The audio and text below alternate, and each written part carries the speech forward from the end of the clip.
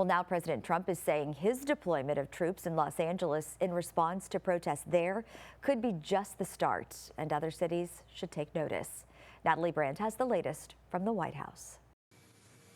President Trump is defending his decision to deploy the National Guard and Marines to Los Angeles in response to protests over ICE raids. It can only go right by having the military. It de-escalates. I mean, that was the only way.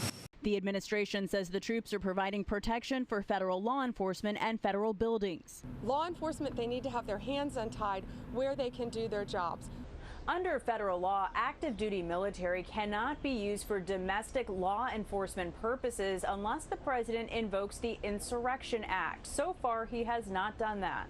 We're hoping it's going to get under control. We hope the curfew will work, and we're going to continue to do everything we can to keep California safe. With protests popping up in more cities and more demonstrations planned for this weekend, coinciding with a military parade in Washington, D.C. for the Army's 250th birthday, President Trump had this warning. For those people that want to protest, they're going to be met with very big force. This is really authoritarian. Former Republican Senator Chuck Hagel, who also served as defense secretary in the Obama administration, is concerned about politicizing the military. That's what our senior officers are worried about and will continue to worry about as to how the president further intends to use the military against American citizens.